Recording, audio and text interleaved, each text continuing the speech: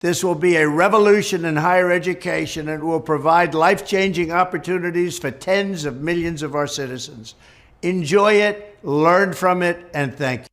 I just want to say real quick, the most important thing here is room tone, guys. When you're shooting these videos, you need to record about 30 seconds of what's called room tone, silence, so that you can mask the jump cuts. But anyway, what were you saying? Is this like a GED, but for a bachelor's degree instead of high school diploma? And I think, look, I can respect the colleges are garbage, they're making kids communists, but the government making another program is not the solution. Yeah, this is the same dilemma you had when you were talking about the central bank digital currencies, except with education. It's the same exact thing. Oh, the government's going to swoop in and create government college for you. Don't worry, Trump says it won't be woke. No way.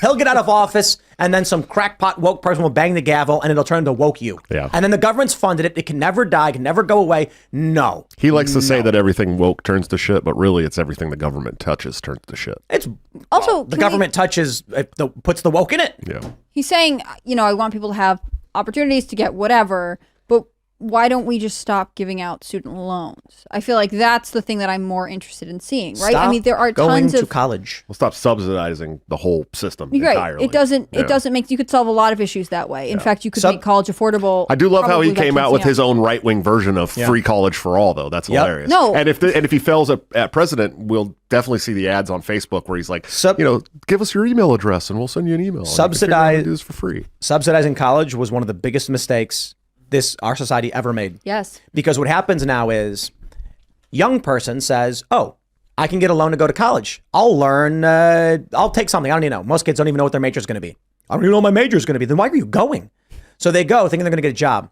That kid, that 17-year-old, I say kid because they're 17, they're planning college. They turn 18, they go to college. If they just went and got a job working at their local, with a handyman. Sure. Local mechanic, engineer, electrician, they said, I'm just going to go for work, heating and air conditioning. They'd learn real skills that translate. They'd have an actual job, and then they can figure things out as they're getting older, or they can work these skills. And maybe, I don't know, being an electrician is a great skill to have, and they could have learned that. They didn't have to go to college. They go to trade school or something. Instead, they graduate 4 years later and go, oops. You know what's a better idea than going to Trump's America School?